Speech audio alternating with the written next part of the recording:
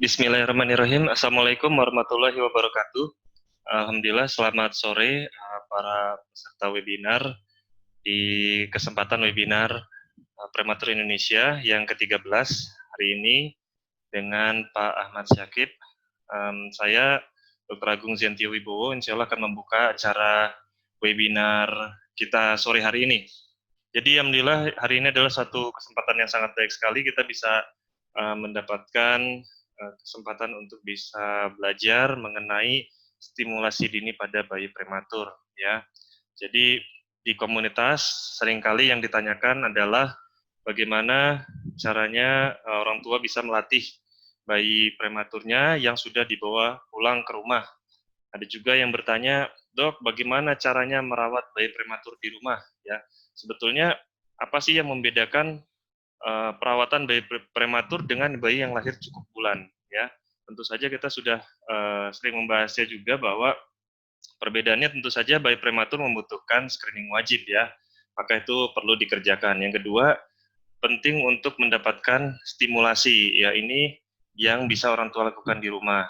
Tentu saja sambil memantau pertumbuhan dan perkembangan ya. Nah, di kesempatan kali ini insya Allah kita akan mendapatkan ilmu dari Pak Ahmad Syakib. Beliau merupakan ketua dari Perhimpunan Fisioterapi Anak Indonesia yang juga merupakan orang yang sangat berjasa buat saya secara pribadi karena dulu Nadira dilatih oleh Pak Ahmad Syakib sampai beberapa tahun hingga sekarang Nadira sudah berusia 7 tahun ya. Alhamdulillah. Jadi penting sekali untuk para orang tua mendapatkan ilmu mengenai hal ini.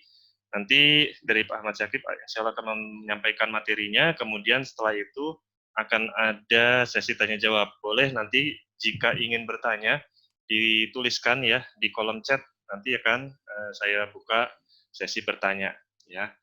Itu mungkin yang bisa saya sampaikan sebagai pembukanya. Mudah-mudahan webinar kali ini bisa bermanfaat bagi kita semua, para orang tua bayi prematur, sehingga tumbuh kembang, terutama perkembangan bayi prematur, bisa tercapai dengan optimal ya.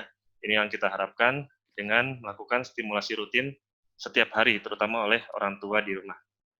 Demikian yang bisa saya sampaikan sebagai pembukaan.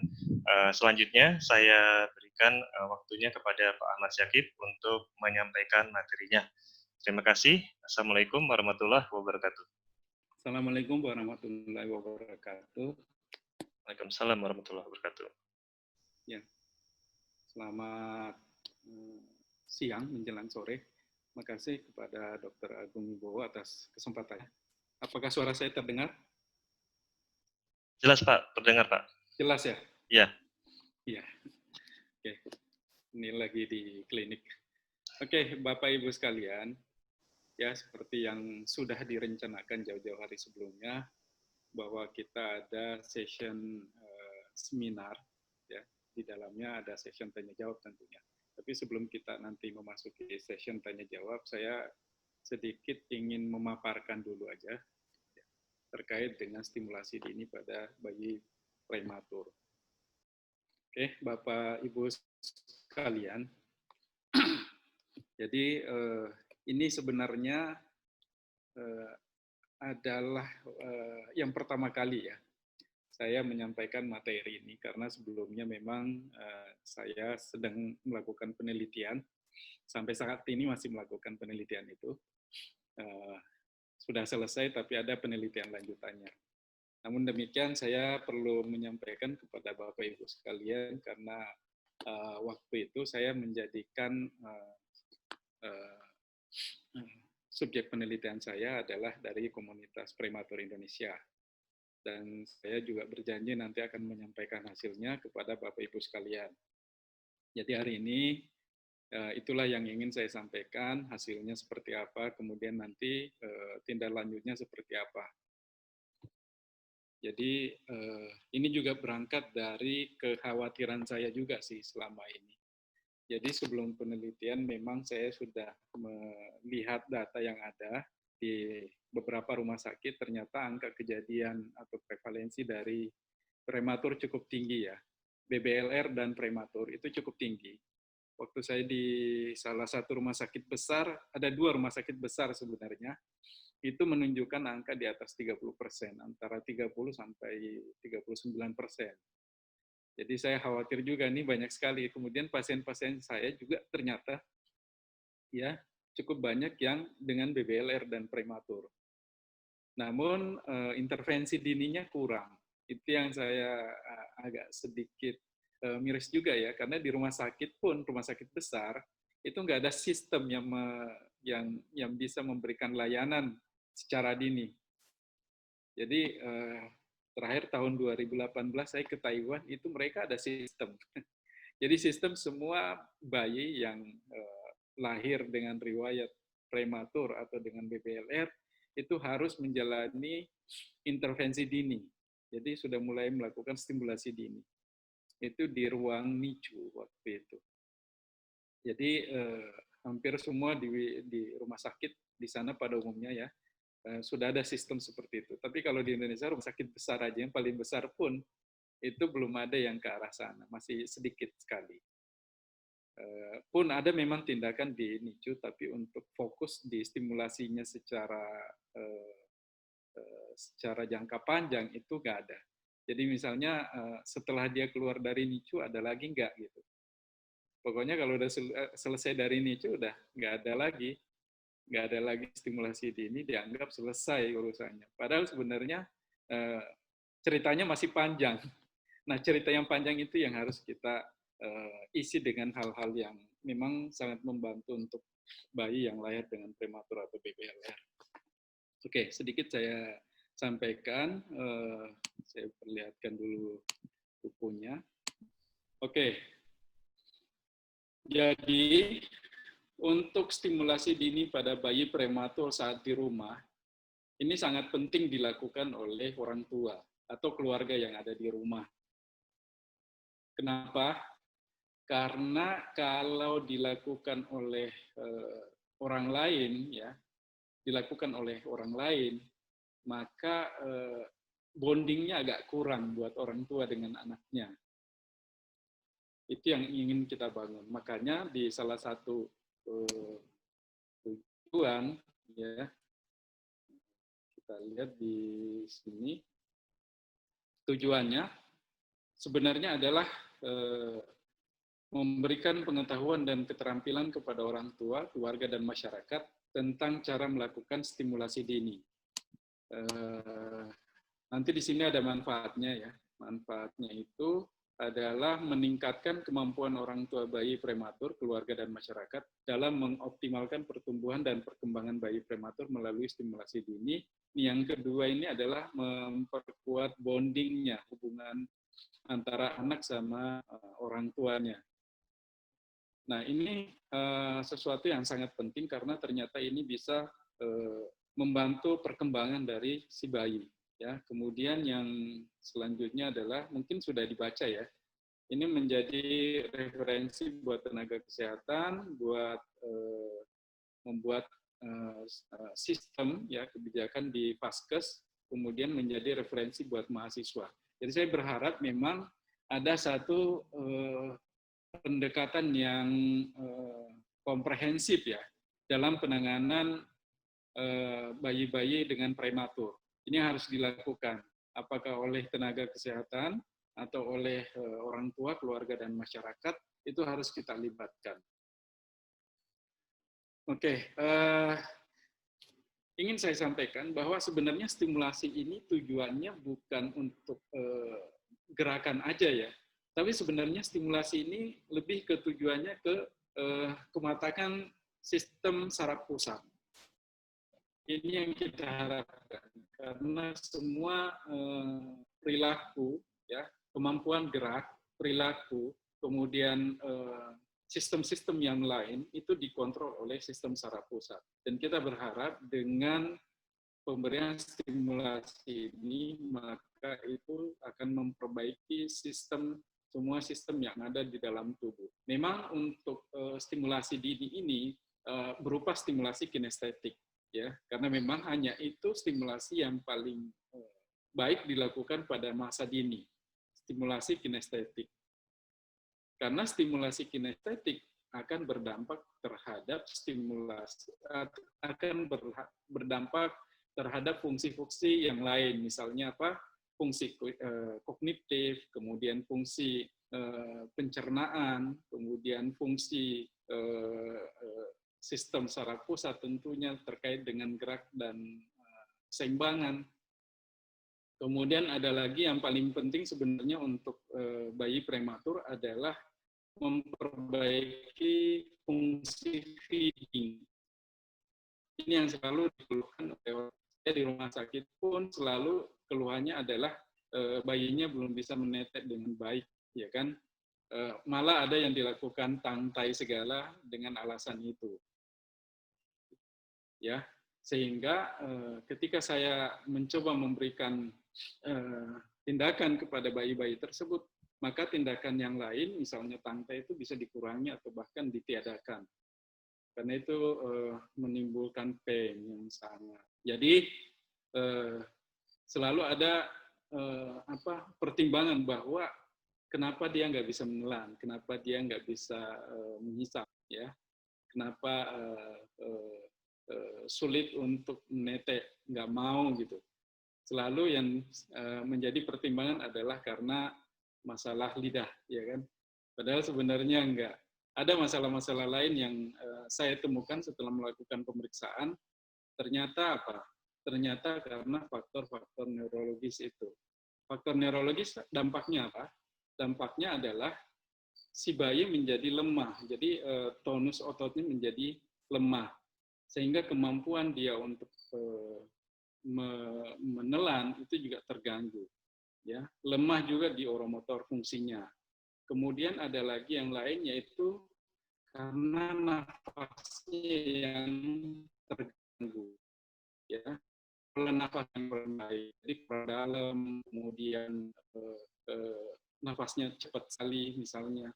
Nah, itu yang sangat mempengaruhi sehingga kemampuan bayi pada masa-masa di rumah sakit, masa-masa neonatal itu sangat riskan, terjadi risiko gangguan perkembangan selanjutnya.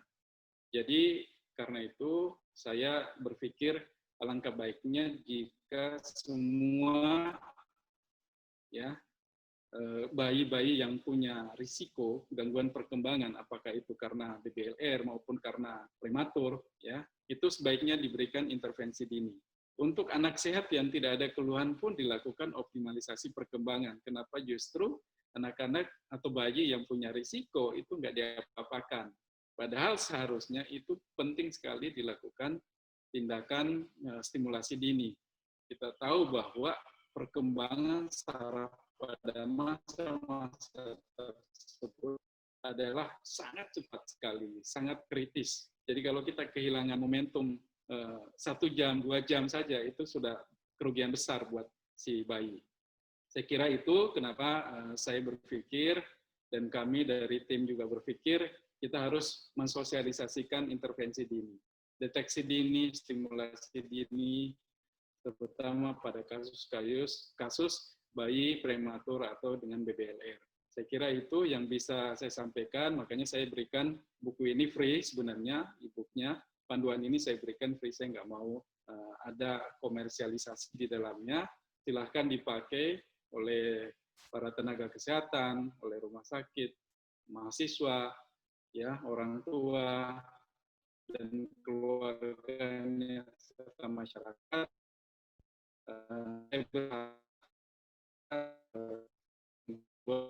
Yang sifatnya sekunder bisa dihindari. Ya, saya kira itu yang bisa saya sampaikan. Silakan kalau ada pertanyaan. Kalau bukunya sudah dibaca, silakan bertanya. Kalau butuh penjelasan lebih lanjut, saya akan jelaskan setiap bulannya. Apa mau dijelaskan setiap bulan selama 3 bulan itu? Ini mungkin masih ada kesempatan waktu, Pak Akib, jika masih ada waktu dan sementara ini belum ada pertanyaan masuk, Pak, mungkin bisa secara sepintas saja, Pak, meskipun ini juga sudah kita bagikan ya. Oke. Baik, kalau begitu saya coba jelaskan sepintas tentang apa yang bisa dilakukan terkait dengan stimulasi dini pada bayi prematur. Oke, kita sudah tahu manfaatnya ya, manfaatnya tadi sudah. Kemudian adapun strategi pelaksanaan stimulasi dini pada bayi prematur, langkah pertama yang bisa dilakukan yaitu persiapan sebelum melakukan stimulasi dini. Ya, persiapannya apa saja? Kita harus memastikan suhu ruangan itu adalah suhu-suhu yang normal saja, tidak terlalu panas juga tidak terlalu dingin karena pakaian si anak sebaiknya dilepas. Ya, kemudian kondisi bayi dalam keadaan sehat. Kemudian siapkan alas yang lembut dan empuk karena kita ketahui bahwa kulit dari bayi prematur sangat sensitif. Ya, maka kalau bisa kain alas itu disiapkan yang lembut saja. Kemudian selanjutnya teknik pelaksanaan stimulasi dini pada bayi prematur. Di sini saya sampaikan bahwa bayi prematur usia 1 bulan, jadi setiap bulannya beda-beda pendekatannya. Untuk bayi 1 bulan, yang pertama harus dilakukan yaitu berikan sentuhan dulu pada tangannya sebagai bentuk sapaan, ya.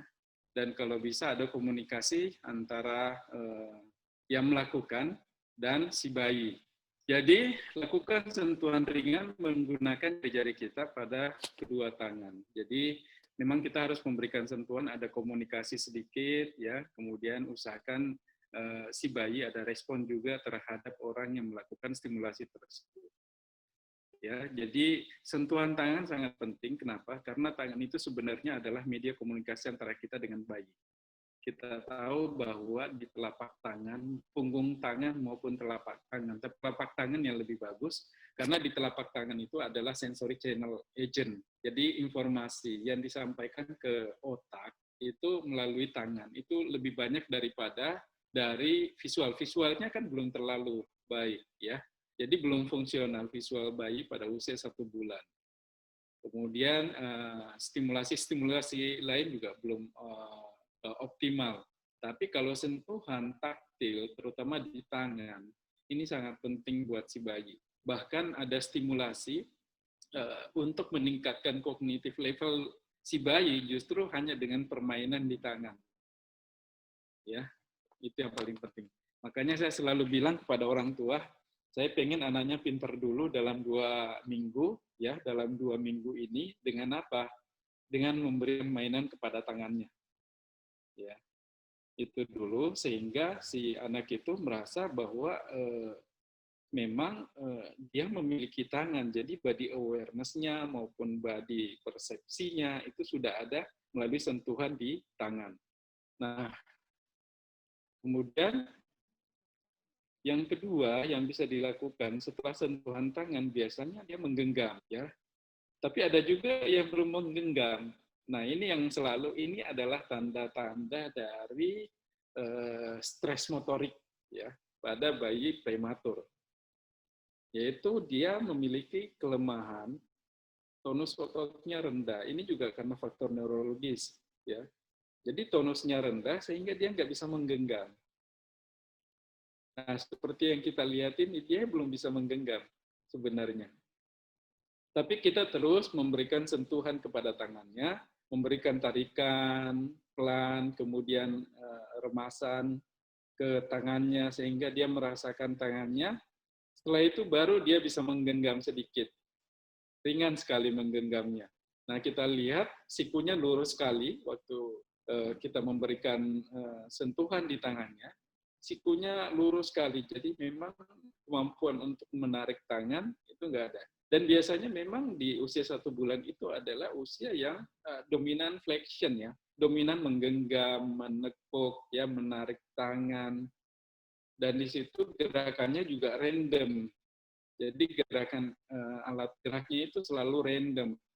Kadang meluruskan, kadang menarik, melurus, menarik lagi seperti itu. Dan kalau bayi tidak punya kemampuan untuk itu, berarti ada indikasi dia sebenarnya ada masalah neurologis, ada kelemahan pada ototnya. Ya, dan ini terjadi secara sistemik, jadi bukan hanya di tangan sebenarnya, tapi yang lain-lain juga akan terdampak oleh masalah neurologis yang ada. Nah, biasanya di sini kondisi bayi tidak bisa menelan, sulit untuk menelan, ya, sulit untuk menyedot, mengisap, Sehingga memang selalu dikonsulkan untuk diberikan oromotor stimulation. Nah, kemudian saya melihat gambar. Nah, di gambar selanjutnya, ya, di gambar 3 itu mulai menggenggam. Kemudian di gambar ketiga ini saya hanya memberikan remasan dulu, penekanan pada otot-otot tangan. Tapi tekanannya ringan sekali. Ringannya itu kalau kita menekan spons yang cucian piring itu tekanannya mungkin sekitar 20%, ya, nggak terlalu menekan sampai 50%, sampai keluar airnya, nggak menekan seperti itu. Tapi hanya menekan seringan mungkin, ya. Demikian juga yang saya lakukan pada daerah bahunya. Ini juga saya berikan penekanan. Ya, penekanan ini tujuannya adalah untuk memberikan ini sebenarnya pengganti masas. Jadi untuk memperbaiki proses metabolismenya dia. Ya.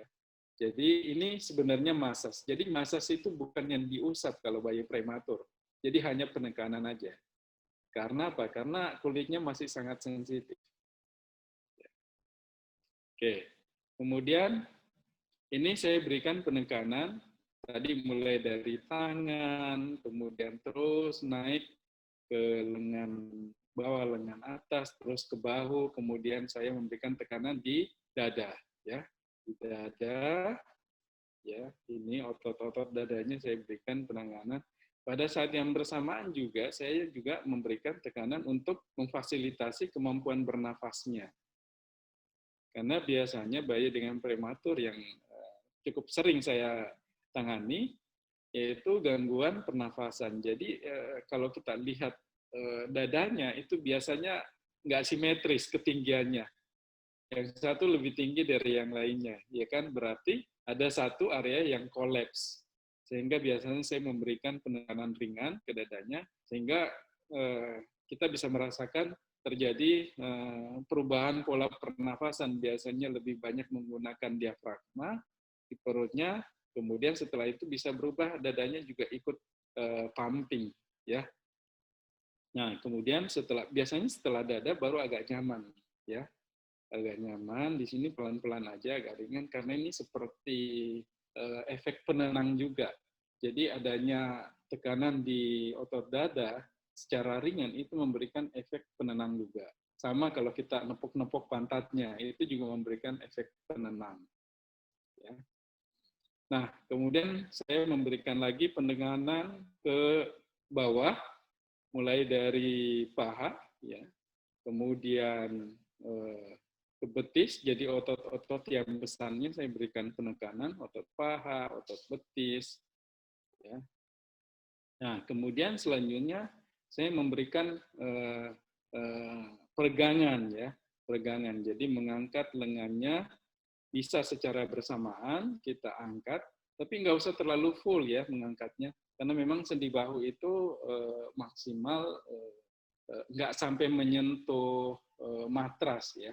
Kalau kita mengangkat dari bawah ke atas, ya, itu nggak sampai menyentuh. Jadi sedikit di depan kuping, ya. Ini tujuannya sebenarnya untuk merenggangkan otot-otot dada, karena biasanya banyak yang mengalami kekakuan pada bahunya, ya. Dan ini sangat melegakan buat si bayi karena bisa bernafas lebih nyaman. Kemudian selanjutnya bisa dilihat ini saya melakukan secara bergantian. Di sini bayinya sudah lebih nyaman dibanding yang pertama tadi masih agak nangis karena memang baru interaksi, ya. Tapi setelah lama-lama memberikan penekanan dia sudah mulai nyaman.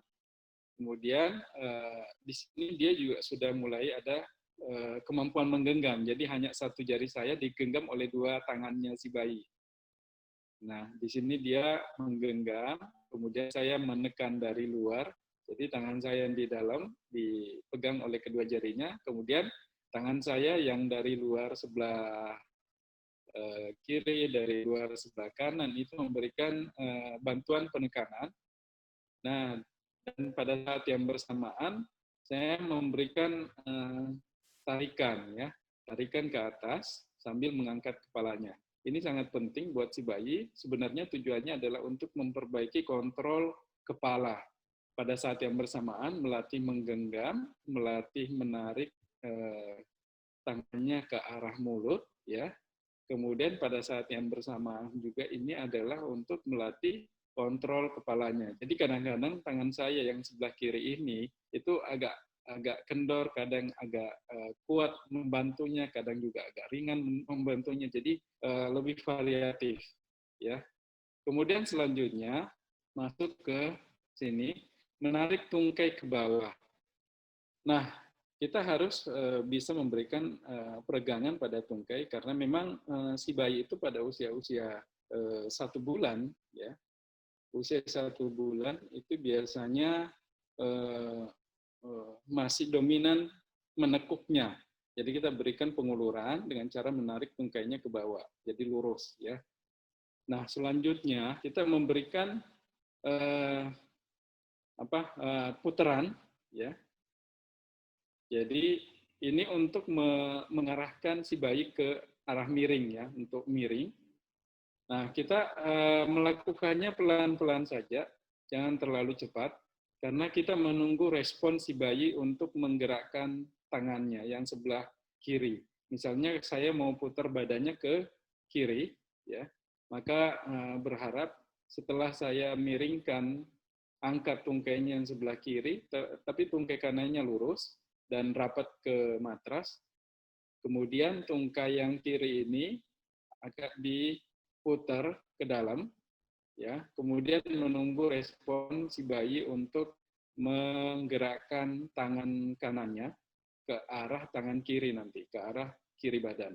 Nah, ini mengarahkan ke posisi miring. Tapi bukan tengkurap, hanya miring aja, ya. Oke.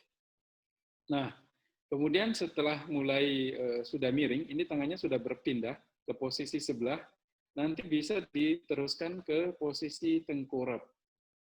Tapi untuk saat ini nggak usah terlalu memaksa ke tengkurap, ya. Ini hanya mengarahkan sebisanya dia jatuh ke arah tengkurap, ya. Kemudian selanjutnya saya memberikan stimulasi. Kita memberikan stimulasi. Caranya gimana? Ya, caranya adalah memberikan tekanan ringan pada telapak kakinya. Ini tujuannya apa? Tujuannya sebenarnya adalah untuk menguatkan perutnya. Menguatkan perutnya. Kenapa kita harus kuatkan perutnya?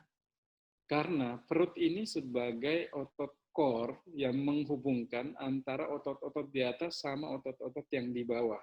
Ini sangat penting kita latih supaya dengan kuatnya perut, dengan adanya kontraksi di perut ini, maka nanti akan membantu untuk memperbaiki atau meningkatkan kekuatan otot leher, ya, ke arah depan. Jadi ini sangat penting buat si bayi ketika nanti dia akan menete atau mengisap, kemudian menelan, dia pasti membutuhkan otot-otot leher. Makanya kalau bayi dalam posisi mendongak, dia sulit untuk menelan. Coba Bapak Ibu mendongak, ya kan? Sambil mendongak kemudian menelan. Pasti sulit, ya. Nah, ini tujuannya adalah untuk memperbaiki kemampuan menelan dari bayi. Kemudian selanjutnya, nah ini ini saya memberikan stimulasi pada kakinya supaya dia menarik. Oke, sudah. Kemudian ada juga kita memberikan penekanan pada saat dia sudah nekuk, ya. Pada saat tungkainya, lutut dan paha sudah menekuk maksimal, kemudian kita berikan sedikit tekanan lebih. Nanti responnya si bayi akan mendorong. Jadi ini startnya, ya. Ini startnya. Kemudian nanti setelah kita memberikan tekanan pada kakinya, dia akan mendorong. Kenapa bisa terjadi? Ini sifatnya refleksif. Karena ada otot yang terulur. Jadi otot yang terulur itu begitu dia terulur maksimal, maka dia akan mencoba untuk kontraksi maksimal. Jadi kemampuan menarik pun begitu, kemampuan mendorong pun begitu. Ya. Nah, kemudian yang selanjutnya di sini bayi sudah mendorong setelah dari menekuk, kemudian dia mendorong.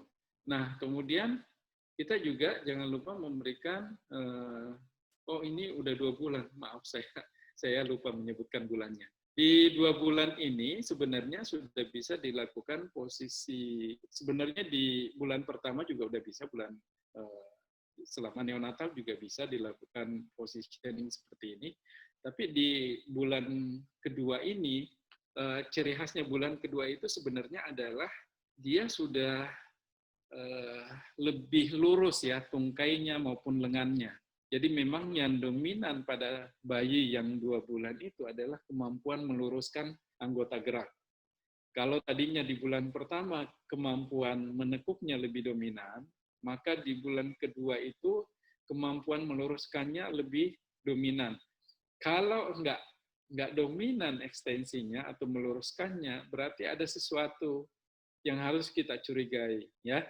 Jadi saya perlu sampaikan ciri khas di bulan pertama, baru lahir misalnya, ciri khasnya adalah gerakannya selalu acak, random.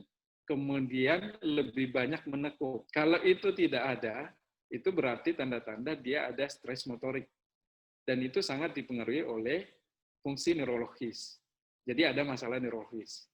Tapi kalau misalnya di bulan kedua, hampir sama dengan bulan pertama, nah kita juga harus curiga. Jadi setiap bulan tuh ada bedanya, jangan sampai sama. Nah, di bulan kedua ini dia lebih rileks kalau dia lurus sebenarnya. Walaupun kemampuan menekuknya belum hilang. Tapi dia merasa lebih nyaman kalau dia lurus, ya kan, meluruskan tungkainya, meluruskan tangan lengannya, ya. Karena apa? Karena faktor gravitasi yang membuat itu. Nah, disinilah kita bisa melatih posisi tengkurap, kemudian mengangkat kepala sedikit, ya. Jadi tujuannya hanya untuk itu, melatih si bayi untuk mengangkat kepala. Makanya kita biasa kenal ada tummy time, ya. Nah, ini tujuannya kita bisa mencoba merapatkan sikunya, ya, merapatkan sikunya di matras. Kemudian setelah merapatkan tinggal menunggu respon si bayi untuk mengangkat kepalanya. Jadi kalau mau membalik lagi ke posisi telentang, Bapak Ibu bisa meluruskan dulu lengannya ke bawah, ya, kemudian diputar ke arah telentang lagi. Ya, caranya seperti itu. Nah, untuk bayi yang 3 bulan, sama melakukan kegiatan kita seperti bayi 1 bulan dan 2 bulan. Namun tambahannya di bayi 3 bulan ini adalah, ya, kalau kita lihat gambar seperti ini, kita sudah harus melatih kontrol kepala yang lebih kuat. Jadi apa yang saya lakukan, seperti di bulan pertama, kedua tangannya saya tempelkan ke jari saya. Jadi jari saya satu dipegang oleh kedua tangannya si bayi. Kemudian saya coba tarik lengannya bersamaan sedikit dengan badannya, tapi bantuan di kepala, topangan di kepala ini saya kurangi. Saya minimalkan. Supaya apa? Supaya ada respon kepala si bayi menarik ke depan. Ya. Kemudian bulan ketiga itu sebenarnya adalah bulan persiapan untuk berguling. Nah, syaratnya bulan ketiga karena persiapan berguling, syaratnya berarti harus ada kemampuan bulan pertama, harus ada kemampuan bulan kedua. Kemampuan bulan pertama tadi apa? Yaitu ada kemampuan gerak fleksi, menekuk, ya. Kemudian ada kemampuan meluruskan. Jadi kalau hanya satu yang dominan, maka itu kurang bagus untuk membantu kemampuan berguling nantinya. Jadi ini targetnya di bulan ketiga hanya miring aja sih sebenarnya. Tapi ini persiapan untuk berguling nanti di bulan keempat. Ya. Nah, di sini yang paling penting adalah dia mampu dengan mudah untuk miring kiri, miring kanan. Nah, modalnya apa untuk bisa miring kiri dan miring kanan? Modalnya adalah dia bisa melihat, ya. Jadi penglihatannya sudah fungsional. Jadi bulan pertama masih kabur, bulan kedua sudah mulai ada tracking, ya, sudah mulai ngikutin, tapi belum fungsional. Tapi bulan ketiga itu sudah mulai fungsional. Itu yang harus dimanfaatkan. Makanya harus ada mainan yang berwarna yang lebih terang. Kemudian jangan lupa bahwa dia harus memiliki kemampuan koordinasi antara tangan sama mata. Jadi kalau bisa apa yang dia lihat itu sebaiknya bisa disentuh. Jadi ini tujuannya untuk menstimulasi koordinasi antara mata dan tangan. Jadi harus kita berikan mainan pada saat dia sudah miring, maka kita harus menyentuhkan mainan. Mainan boleh yang berbunyi, berwarna, dan berbunyi. Tujuannya yaitu tadi yang saya bilang, bahwa untuk koordinasi mata dan tangan. Nah, ini sebenarnya akhirnya bertujuan untuk meningkatkan, ya, kesadaran akan lingkungan, kesadaran akan di sekitarnya dia dari si bayi. Dan itu artinya apa? Fungsi kognitifnya sudah lebih baik. Jadi sebenarnya ini adalah stimulasi untuk kecerdasan anak juga, ya. Itu. Nah, kita bisa memberikan mainan ini pada saat posisi tidur miring sebaiknya, ya, tidur miring. Kenapa? Karena tidur miring nanti tangan kanan, tangan kiri bisa bekerja sama lebih mudah.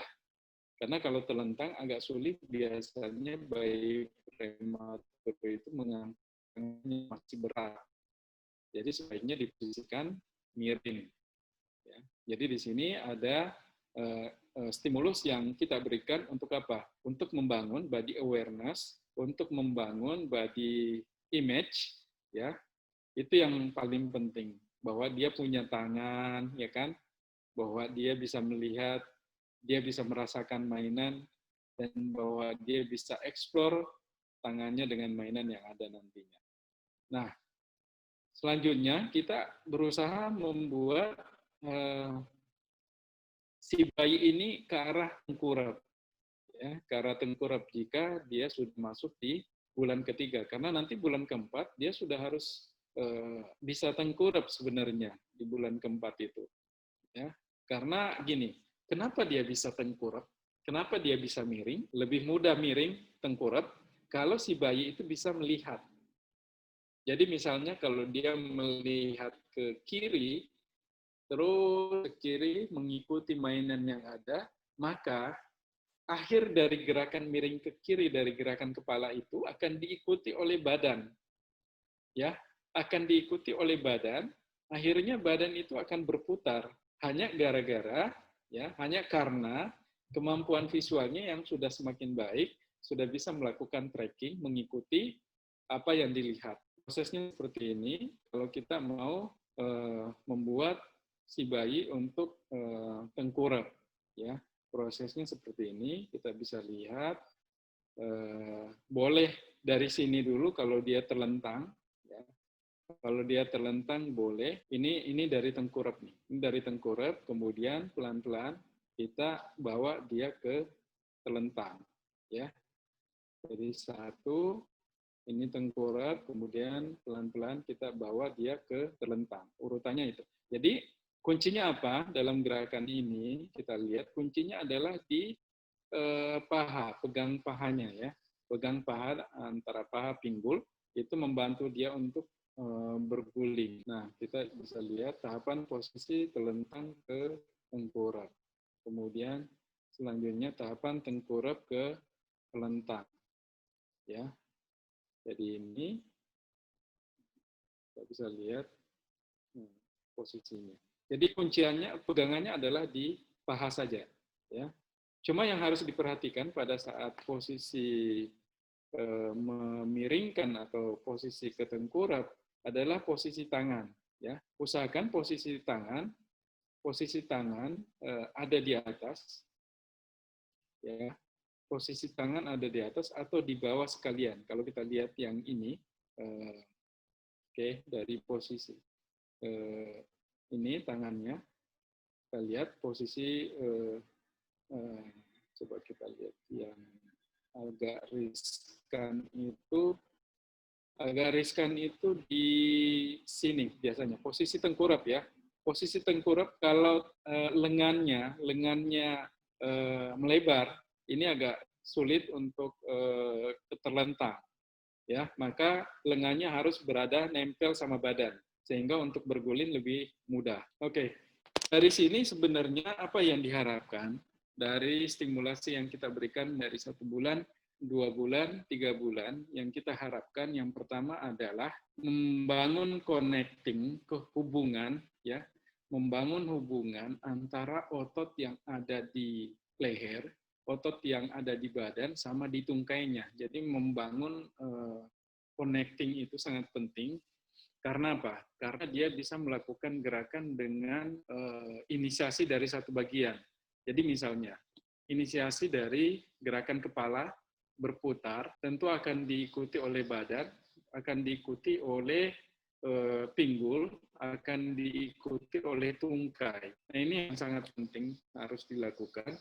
Kalau ototnya, kalau secara muskuloskeletal sistemnya, ya secara sistem geraknya sudah terbangun, maka kemampuan lain akan mengikuti. Misalnya kemampuan apa yang akan mengikuti, yaitu kemampuan untuk fungsi feeding tadi yang saya sebutkan, itu akan mengikuti. Kemudian yang kedua, pernafasannya menjadi lebih baik, ya, lebih dalam, lebih teratur, kemudian lebih rileks. Jadi kalau misalnya bayinya sudah menunjukkan tanda-tanda nafasnya baik, ya, nafasnya lebih teratur, dianya lebih tenang, ya, berarti sebenarnya kemampuannya sudah semakin baik, ya. Berarti otot-otot yang tadinya menjadi diam menjadi aktif. Karena di sini otot-ototnya banyak yang diam biasanya kalau bayi prematur yang tidak diberikan stimulasi itu banyak yang tidak bergerak, maksudnya tidak bergerak secara baik. Misalnya otot mana yang paling risiko mengalami kelemahan yaitu otot-otot postur, yaitu otot yang ada di leher, otot yang ada di bahu, di dada, otot core-nya, abdominal, sama otot-otot punggung, serta otot tungkai atas dan tungkai bawah. Itu yang paling banyak, aktivitas kontraksinya sedikit. Itu yang harus distimulasi, difasilitasi, supaya kemampuannya meningkat. Nah, biasanya kalau kita melakukan ini cepat sekali, jadi masa hospitalisasinya sangat cepat. Jadi ini sangat membantu untuk bayi-bayi prematur yang ada di NICU, biasanya cepat dia, oke, sudah boleh pulang gitu. Karena biasanya dokter juga nanya, Pak, gimana perkembangannya? Saya bilang udah bagus dok, responnya juga udah bagus. Tadinya gampang nangis, kemudian sensitif sekali, ya kan? Kemudian setelah diberikan stimulasi sekitar 2 hari, ya sehari itu bisa 2 kali. Kemudian setelah 2 hari biasanya udah menunjukkan perbaikan yang signifikan dibandingkan yang tidak dilakukan stimulasi, tidak diberikan intervensi. Jadi dia lebih cepat pulang. Nah, biasanya orang tuanya setiap bulan datang. Orang tuanya datang setiap bulan karena pengen mengetahui perkembangan anaknya setiap bulan karena selalu ada perbedaan. Ya, jadi beberapa bayi prematur yang memang sudah dibolehkan pulang itu masih tetap datang. Itu mungkin sekitar berapa kali, mungkin 3 kali datang karena begitu kemampuannya sudah baik. Saya mengatakan kemampuannya baik kalau di usia 4 bulan dia sudah mulai berguling, ya. Tapi kalau mau dilanjutkan untuk optimalisasi perkembangan, silakan aja. Yang jelas itu yang saya pantau, kemudian saya hanya memberikan program di rumah, kira-kira apa yang harus dilakukan. Karena sebenarnya kalau optimalisasi perkembangan oleh Kemenkes sendiri dibuat stimulasi 1000 hari pertama kan. Tujuannya apa? Tujuannya agar pertumbuhan perkembangannya lebih optimal. Saya kira itu yang bisa saya sampaikan. Silakan kalau ada yang mau bertanya. Ya. Atau saya kembalikan ke Dr. Agung. Silakan, ya. Dok.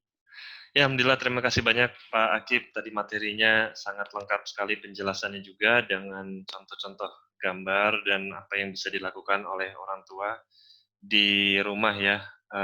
Ini menarik untuk langsung diterapkan ya, karena bermanfaat sekali stimulasi dan intervensi dini bagi bayi prematur.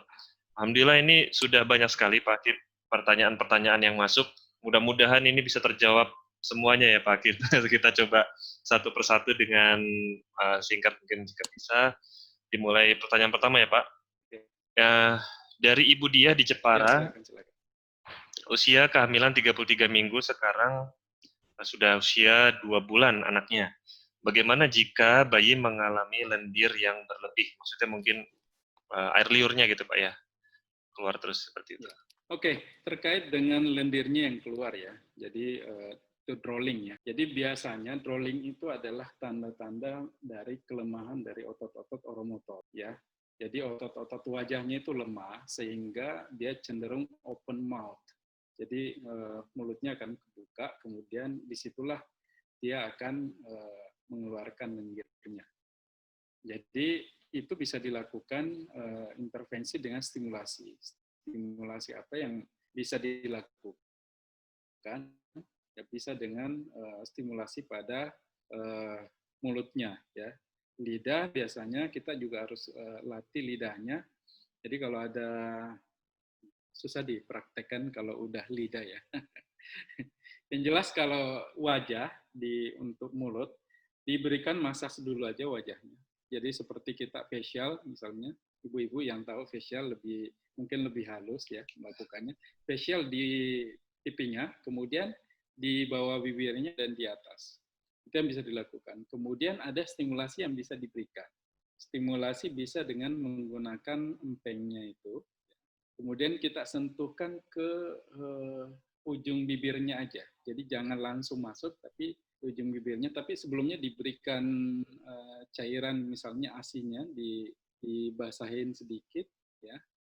Kemudian disentuhkan ke bibir, ujung bibir, dan sedikit menyentuh ke lidah. Jadi hanya untuk membuat dia ngiler gitu ya. Tapi sebelumnya diberikan dulu, misalnya kalau dia menggunakan ASI, minum ASI misalnya mete. Nah kalau bisa dilumurin dulu dotnya itu, ya. Empengnya itu dilumurin dengan ASI, kemudian dideketin ke hidungnya supaya dia terangsang untuk ngiler, ya. Kemudian setelah itu baru diletakkan di ujung bibirnya, kemudian kadang-kadang menyentuh lidahnya, kemudian masuk agak berubah-ubah ya. Nah, itu yang bisa dilakukan supaya apa? Supaya dia ada rangsangan untuk mau mengisap ya, mau mengisap dulu, dia mengatupkan mulutnya ya, kemudian dia mau mengisap. Itu yang harus dilakukan. Jadi persiapannya adalah berikan masas di pipinya, boleh kemudian di bawah bibir dan di atasnya. Kemudian dari dalam juga bisa diberikan dengan kelingking, mungkin kelingking ibunya masukkan ke bagian dalam dari pipinya, bagian dalam ke pipinya berikan masas. Nah, kemudian setelah masas baru berikan stimulasi di bibirnya. Kadang-kadang menyentuh lidahnya karena sebenarnya bibir dan lidah itu sangat sensitif. Dan kalau bisa juga menggunakan tangan si bayi. Kalau misalnya saya lebih banyak menggunakan tangan si bayi aja. Jadi tangan si bayi saya dekatkan ke mulutnya, meraba mulutnya, ya kan. Kemudian dari situ dia akan muncul respon untuk mengisap. Jadi itu. Jadi kita harus melatih oromotor yang ada di mungkin di otot pipinya, bibir bawah, bibir atas, bagian dalam pipinya, kiri dan kanan. Kemudian setelah itu berikan stimulasi, boleh empengnya dilumurin dengan ASI mungkin, kemudian diberikan bau-bauan, kemudian setelah itu sentuhkan ke bibir dan lidahnya, kemudian dimainkan. Ya.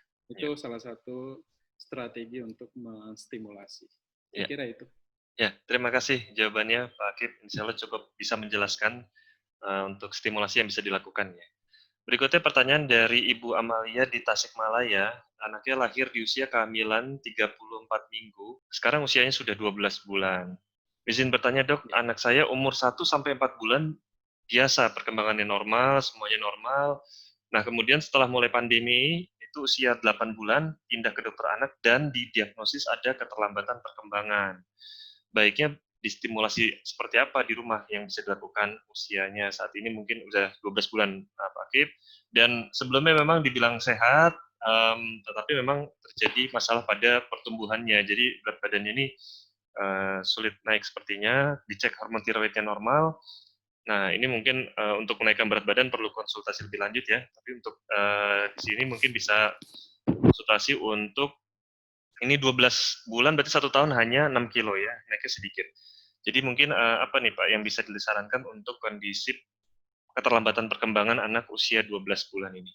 Ya, kalau berat badannya mungkin ke dokter spesialis anak ya untuk konsultasinya. Saya nggak bisa jawab kalau masalah gizi. Tapi kalau di fisioterapi misalnya itu diberikan stimulasi untuk sifatnya physical activity. Jadi memang ada satu penelitian ya, ada satu penelitian bahwa untuk meningkatkan berat badan maka diberikan stimulasi kinestetik atau diberikan physical activity. Nanti dari situ kemampuan hanya tujuannya sih sebenarnya hanya untuk memperbaiki fungsi-fungsi metabolisme saja dengan physical activity yang bisa kita berikan. Jadi seperti yang saya sampaikan dari awal tadi bahwa dengan memberikan stimulasi gerak, ya ada juga yang melakukan massage, ada yang melakukan stimulasi kinestetik. Dua-duanya ini berdampak terhadap peningkatan berat badan, ya. Karena setelah dia diberikan stimulasi tersebut, kemampuan meneteknya lebih baik, ya. Jadi asupan nutrisinya jadi lebih baik. Jadi secara tidak langsung itu akan memperbaiki kesehatannya tentunya. Dan kalau untuk nutrisinya silakan konsultasi sama dokter, Iya, ya iya betul. dokter spesialis anak atau Ya. gizi silakan.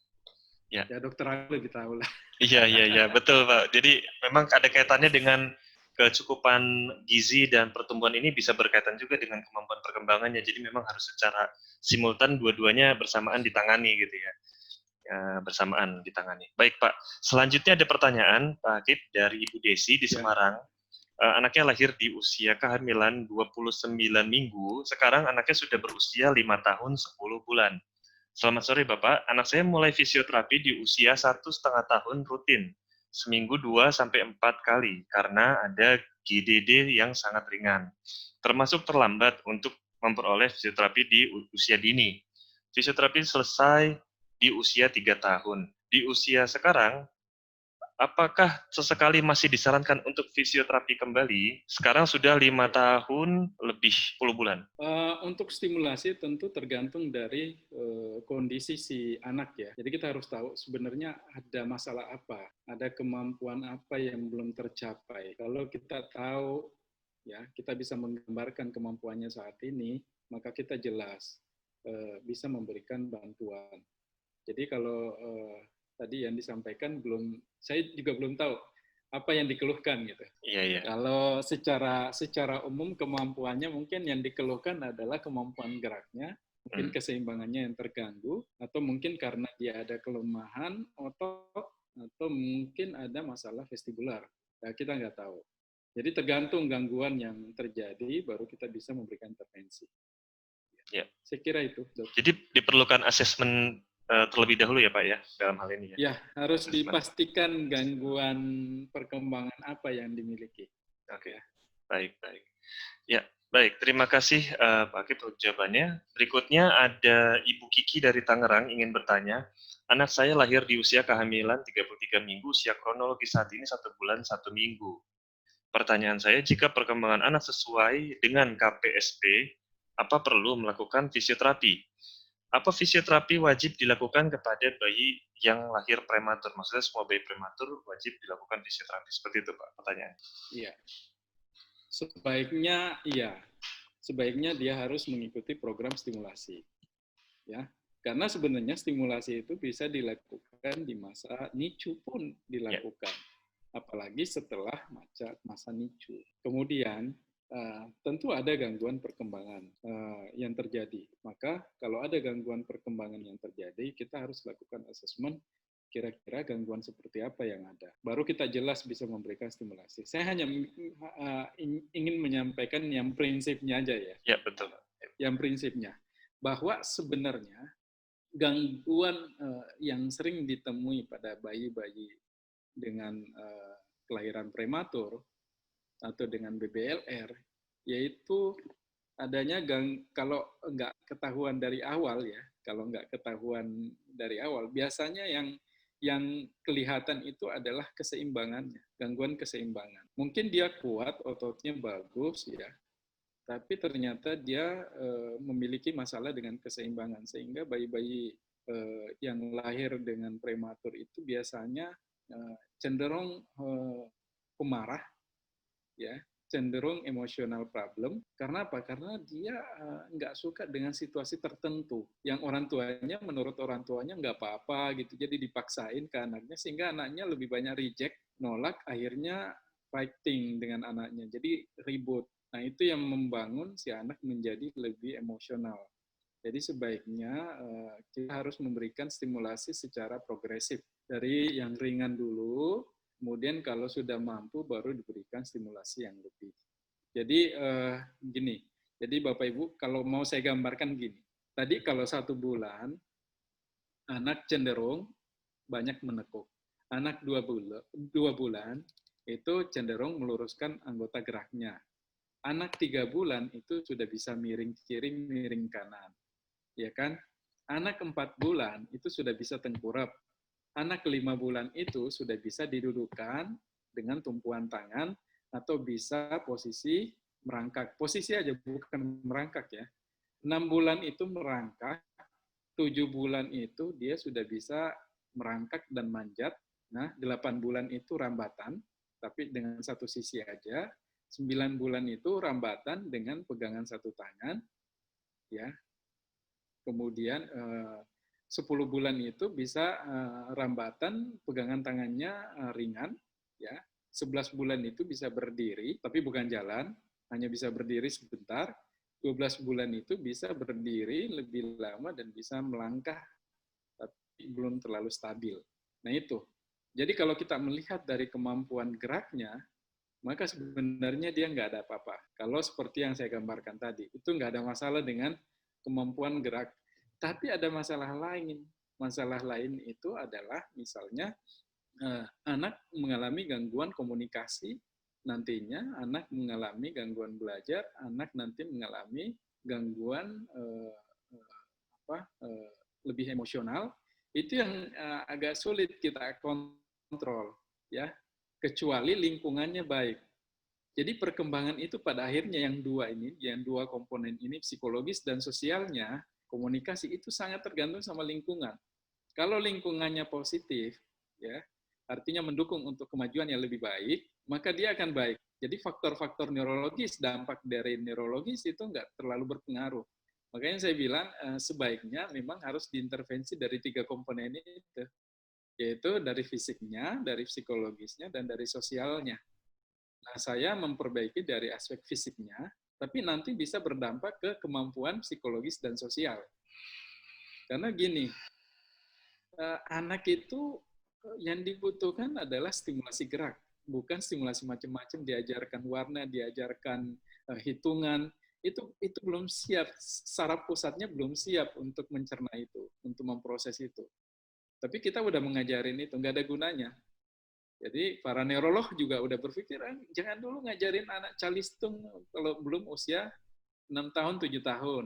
Karena apa? Itu memaksa. Karena secara struktural di otaknya, itu belum siap untuk diberikan pelajaran seperti itu atau stimulasi seperti itu. Jadi memang anak itu usia di bawah 7 tahun, 6 tahun ya main-main aja. Apa yang dia suka. Ya kan?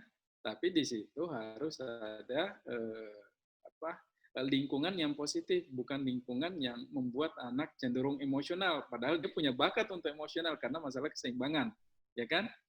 Dia punya bakat gangguan keseimbangan, ditambah lingkungannya yang suka selalu ribut, misalnya dengan temannya, ribut dengan saudara-saudaranya, kemudian orang tuanya suka teriak-teriak, ya kan, ke anaknya. Jadi anaknya cenderung jadi emosional gitu.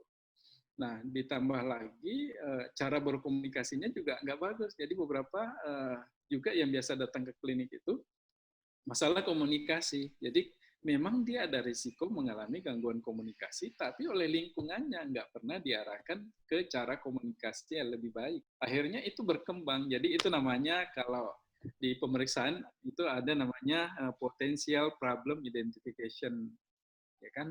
Jadi ada masalah potensial. Masalah-masalah potensial itu dia tidak akan berkembang selama lingkungannya baik. Nah gitu. Jadi tugasnya orang tua adalah menyediakan lingkungan yang kondusif, lingkungan yang positif, sehingga masalah potensial itu tidak berkembang. Saya kira itu. Baik Pak, terima kasih. Tadi sudah ada tambahan penjelasan lebih lanjut dan lengkap ya mengenai apa yang perlu diperhatikan di perkembangan anak. Nah, kemudian pertanyaan selanjutnya Pak, ini kita dapat banyak pertanyaan, mungkin sebentar lagi harus saya batasi. Pertanyaan dari Ibu Ade Lili, selamat sore Bapak, anak saya usia kehamilannya 33 minggu, sekarang usia kronologis 1 tahun, belum bisa berdiri sendiri, harus diberdirikan. Belum bisa duduk sendiri, harus didudukin. Dan belum bisa berjalan, apalagi merangkak, haruskah saya melakukan fisioterapi? Nah, ini tadi sudah sempat dijelaskan, mungkin Pak Akip ada tambahan penjelasan nih mengenai hal ini. Jadi begini, memang kalau yang prematur selalu menggunakan usia koreksi, ya, kemudian usia kronologis, itu yang selalu digunakan. Tapi ada juga yang prematur sebenarnya kemampuan geraknya seperti anak normal kan, ada yang seperti anak normal. Tapi ada juga yang tidak.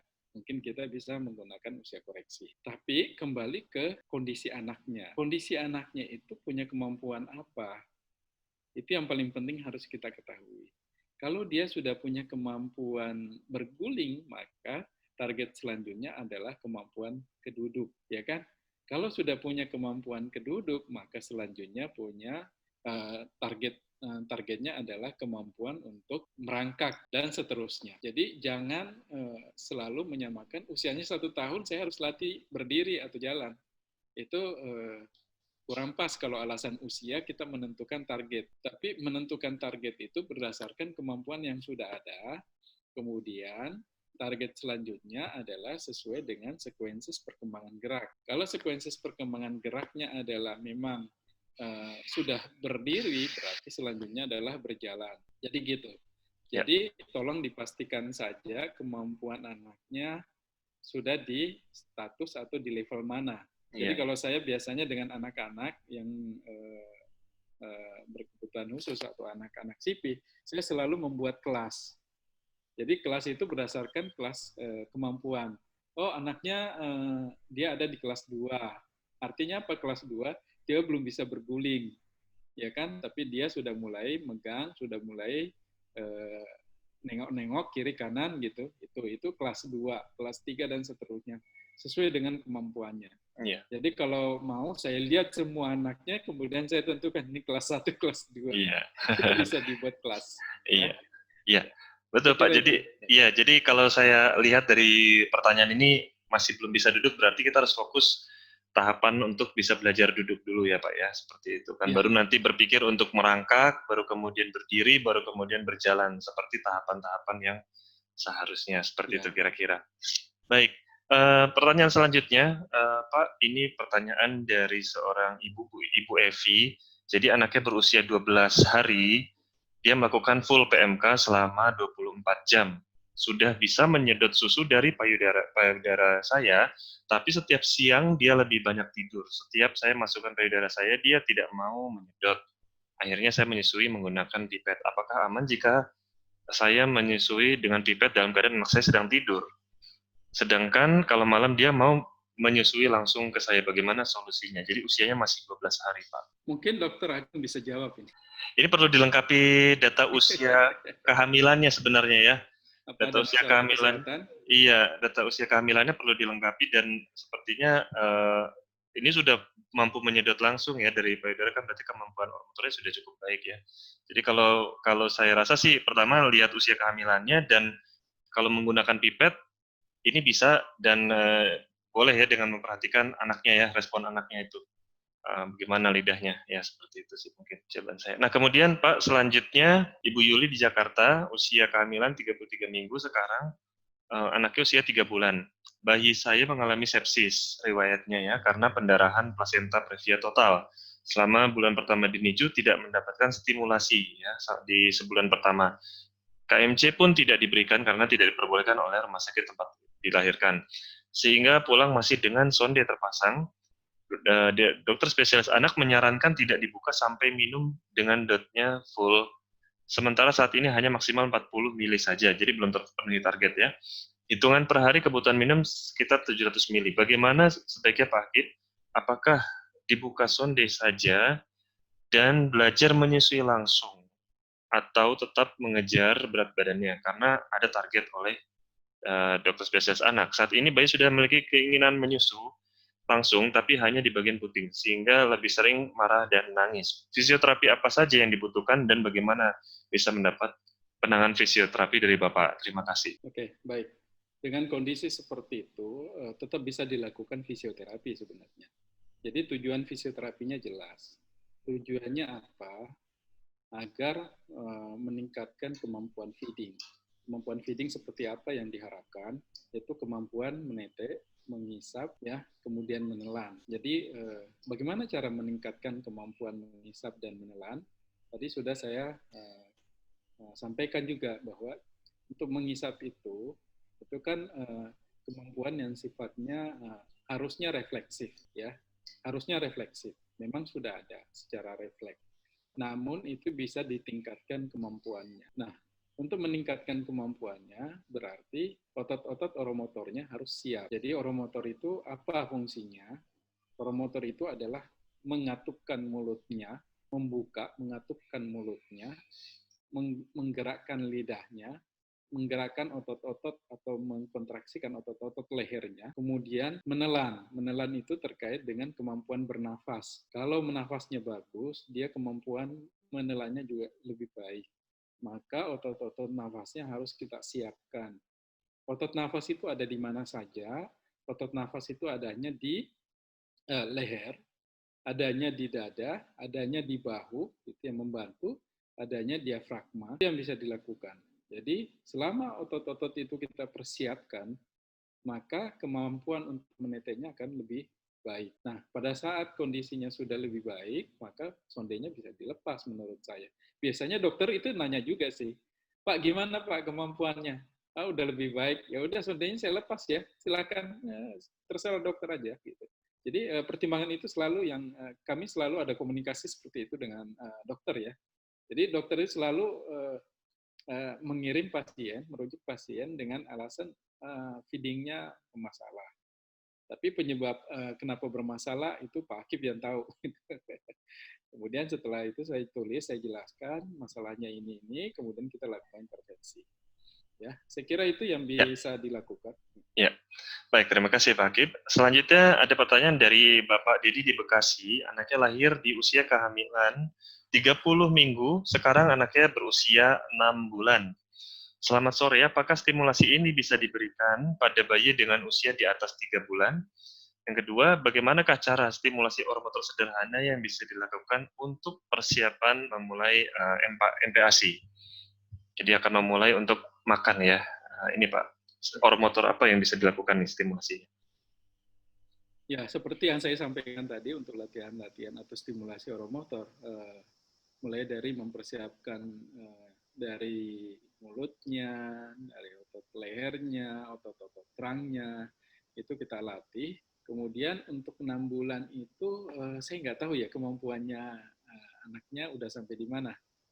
Kalau misalnya saya bisa diinformasikan kemampuannya sudah bisa berguling, maka selanjutnya harus dilatih untuk kemampuan-kemampuan vertikal. Ya kan? Kemampuan vertikalnya. Kemampuan vertikal itu duduk misalnya, itu sudah harus diperkenalkan. Kalau kemampuan vertikal sudah menjadi target, berarti harus melatih keseimbangannya. Ya, keseimbangan mana yang dibutuhkan? Keseimbangan dari support pinggulnya. Ya, dari support pinggulnya, otot-otot badannya.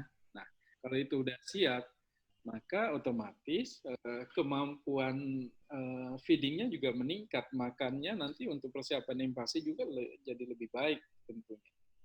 Ya. Jadi gini, seringkali dokter yang mengirim pasien juga karena alasan anaknya belum bisa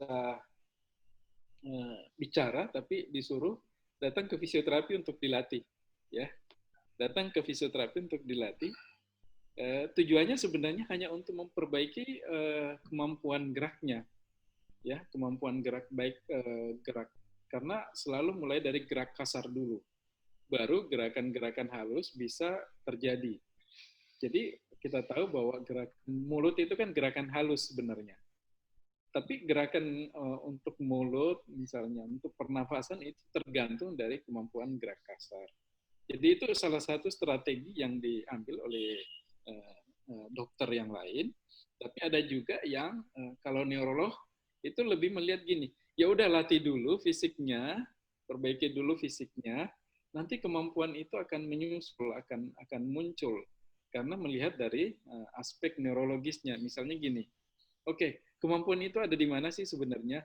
Kontrolnya ada di mana? Misalnya kemampuan makan, minum gitu, ya kan? Itu ada di mana misalnya? Oh, ada di area misalnya lobusnya parietal, ya kan?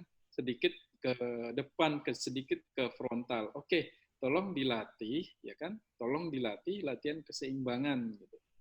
Karena latihan keseimbangan itu memperbaiki fungsi-fungsi saraf. Jadi lebih melihat ke fungsi saraf. Jadi ada neighboring. Kalau di saraf itu ada neighboring, ada tetangganya, itu dilatih dulu tetangganya supaya nanti kemampuan yang dikontrol oleh area otak tertentu itu menjadi berkembang. Jadi gitu. Jadi ada beberapa pertimbangan neurologis sih, itu neuroscience yang punya pertimbangan seperti itu. Kalau yang lain lebih melihat ke gross motoriknya dulu dipersiapkan, kemudian nanti kita akan mencapai kemampuan motorik halusnya, ya, motorik kasarnya diperbaiki untuk mencapai kemampuan motorik halusnya. Kemudian ada juga memang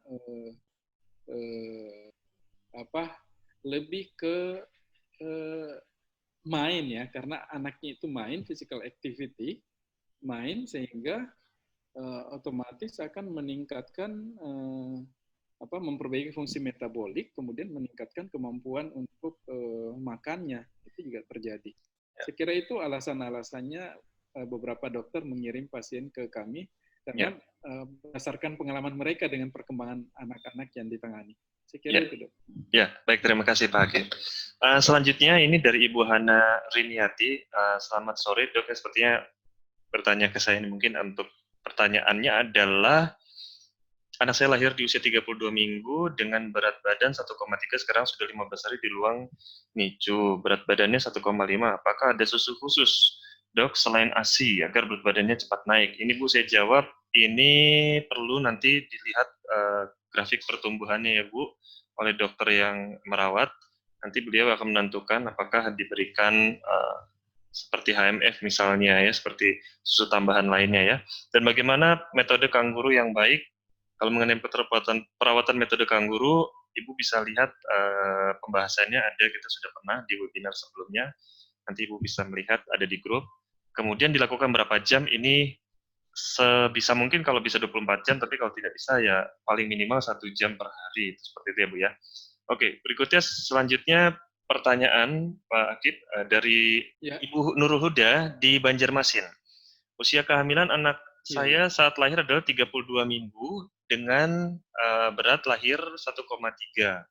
Saat ini anak saya usia... Maaf Dok, putus-putus. Iya Pak. Jadi sekarang anaknya sudah berusia 25 bulan, usia kronologisnya, usia koreksinya 23 bulan ya.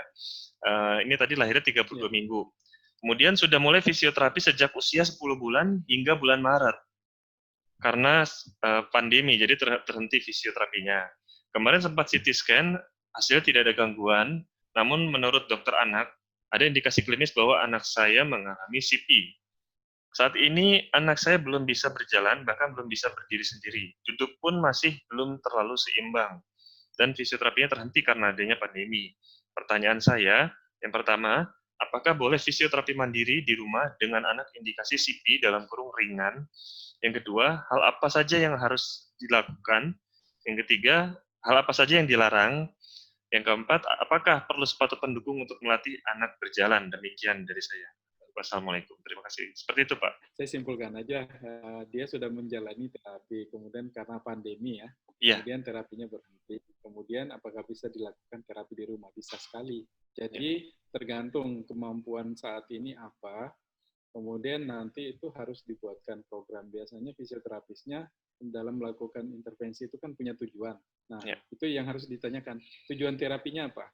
Sekarang Bapak Ibu lebih kritis lagi aja kalau ketemu dengan terapis, tujuan terapinya apa gitu. Ya kan? Karena apakah tujuan terapinya sama dengan harapan Bapak Ibu sekalian gitu. Jadi jangan sampai ada perbedaan persepsi atau perbedaan penentuan diagnosa fisioterapi. Si terapisnya tujuannya apa, kemudian orang tua harapannya apa, nggak ketemu gitu. Itu yang harus dipertemukan. Kalau misalnya tadi lihat usianya berapa ya? Berapa bulan dok tadi? Kalau sekarang sudah 25 bulan, Pak. 25 bulan. 2 tahun, 1 bulan berarti. Iya.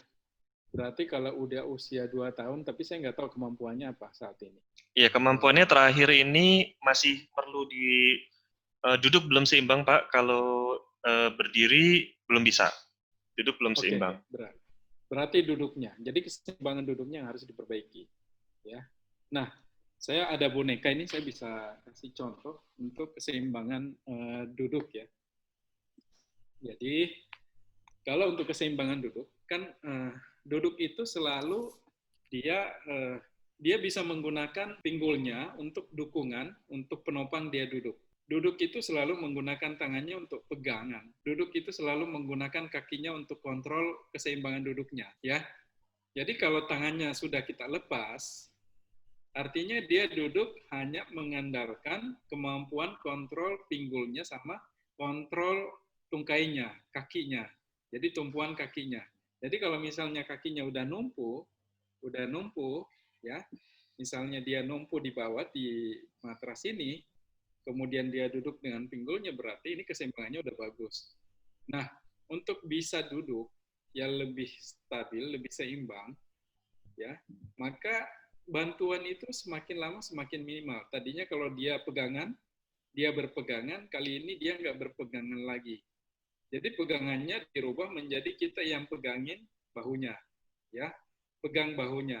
Setelah kita pegang bahunya, dia masih seimbang, bisa mempertahankan, pegangannya agak turun ke bawah. Tadinya di bahu, top bahu, kemudian turun ke bawah. Setelah dia sudah stabil, begitu kita pegang di bawah lengannya dia, hanya memegang bagian badannya, pegangan makin ke bawah, makin turun. Jadi hanya memegang pinggulnya saja.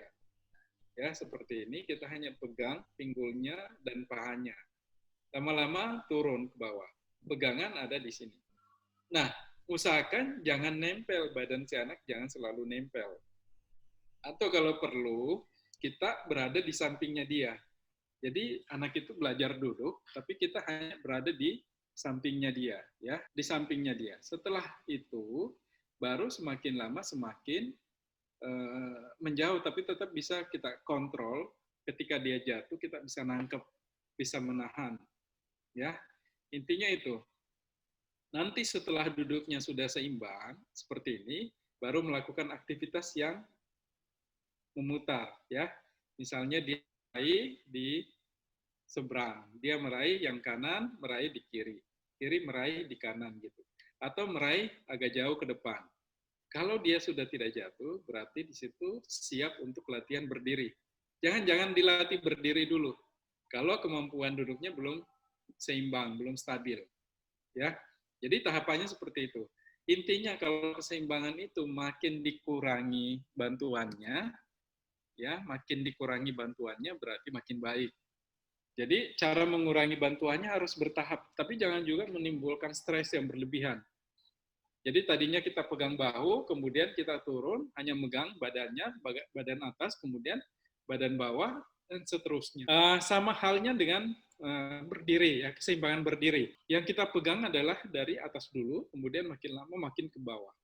Kalau dia sudah stabil, ya sudah, berarti dia siap untuk kemampuan yang lain. Jadi jangan melatih jalan juga. Ya, biasanya banyak orang tua yang nggak sabaran, ya, nggak sabaran, anaknya belum bisa duduk, belum bisa berdiri, tapi dilatih jalan. Ya, pasti jalannya nggak akan tercapai. Ya, jadi kalau mau melatih jalan, pastikan dia sudah berdiri baik. Karena kalau nggak, nanti Ya, pola jalannya jadi nggak bagus. baik. Ya, terima kasih Pak Kip tadi untuk penjelasannya dengan ada contohnya dengan menggunakan boneka ya. Nanti itu bisa dipelajari juga bagi para orang tua untuk melatih anak untuk belajar duduk ya. Nah, Ya, kemudian pertanyaan selanjutnya itu dari Ibu Rahmi di Pekanbaru, lahir 30 minggu, berat badan 1,3 kg, sekarang usia 5 tahun, dengan riwayat cerebral palsy, hipotiroid, dan ROP grade 5.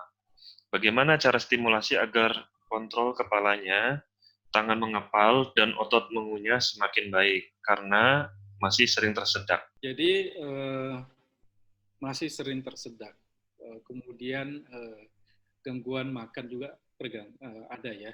Ya, Nah, itu biasanya yang harus kita perbaiki adalah kontrol badannya dia.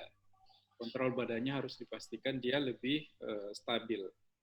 Karena biasanya dengan anak cerebral palsy, ya, kondisi cerebral palsy, itu biasanya kemampuan dia untuk mengontrol lehernya, kontrol lehernya itu nggak bagus. Sehingga memang harus diperhatikan pada saat memberikan makan, posisinya seperti apa yang lebih tepat. Jadi usahakan jangan sampai lehernya mendongak ya pada saat kita memberikan makan. Atau terlalu nekuk misalnya, nunduk, atau dia mendongak. Jangan sampai, itu yang dihindari. Hanya posisi aja yang paling penting. Kemudian memang karena ada, saya nggak tahu masalah visual, ada Pak, ada Pak. Ada cukup ROP, terang ya. iya Pak. Ini udah ROP grade 5, jadi ada masalah pada visual juga. Ya, karena itu cukup berkontribusi terhadap kontrol kepala. Jadi memang bayi-bayi dengan masalah visual ya, yang memang dari awal dia ada masalah visual, itu terlambat di kemampuan kontrol leher, kontrol kepalanya. Itu kelihatan sekali perbedaannya. Jadi memang kalau untuk anak-anak seperti itu yang dikembangkan justru kemampuan yang lain, misalnya fungsi-fungsi taktilnya harus lebih ditingkatkan. Karena fungsi taktilnya itu nanti akan mengambil alih peran dari fungsi-fungsi visual. Itu yang paling penting. Jadi fungsi auditori, kemudian taktil, itu yang harus dikembangkan. Karena nanti setelah itu baru akan meningkat kemampuan kontrol lehernya. Ya. Jadi itu. Saya kira itu. Tapi yang intinya kalau bisa perbaiki kontrol badannya, latih otot-otot badannya, ya, otot perut, punggung, ya. Itu yang paling penting. Ya, baik Pak. Terima kasih jawabannya. Selanjutnya ada pertanyaan. Assalamualaikum, nama saya Hafiz, domisili di Bogor.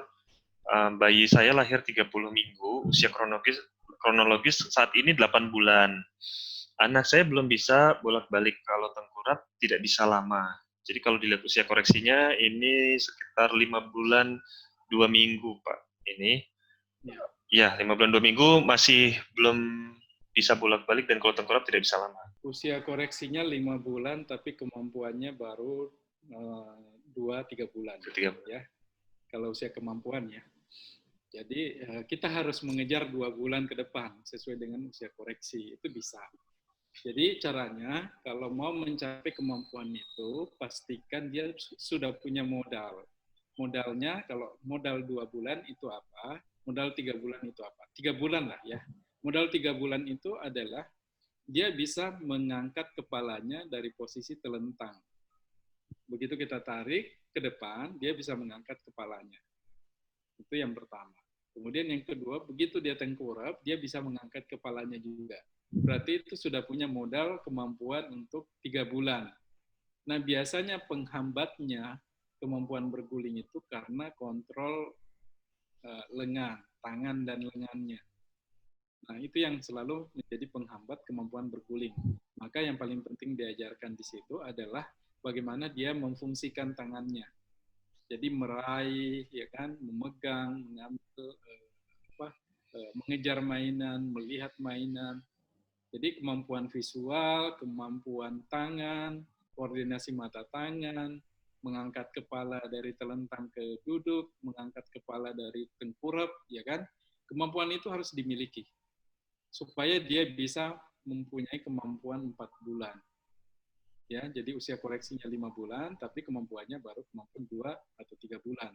Nah, kita harus mengejar kemampuan yang tertinggal itu. Nah, pastikan aja ke terapisnya nanti, tanyakan bahwa kita targetnya adalah berguling. Nah, kira-kira masalahnya apa sehingga dia tidak bisa berguling?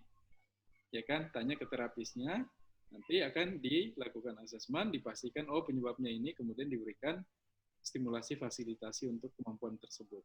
Dan yang paling penting, yang namanya stimulasi itu kalau bisa dilakukan oleh orang tua setiap hari. Itu minimal 3 jam sehari. Artinya 3 jam itu dipenggal-penggal. Ya, bukan intensitasnya 3 jam, tapi waktu dalam sehari itu 3 jam.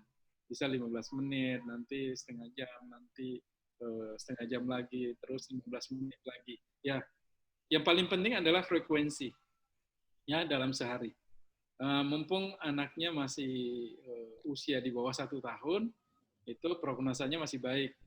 Tapi kalau sudah di atas 1 tahun itu agak sulit. Saya selalu agak killer gitu ke orang tua kalau masih di bawah 1 tahun. Ya, saya suka maksa, kamu pilih gitu.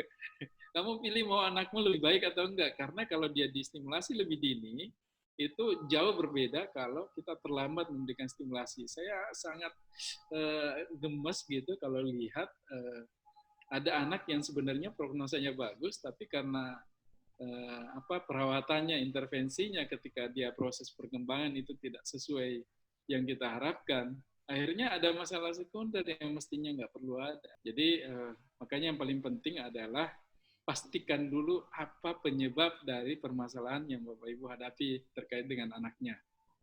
Pastikan penyebabnya. Kalau dia nggak bisa berguling, kenapa dia nggak bisa berguling? Ya, dan seterusnya.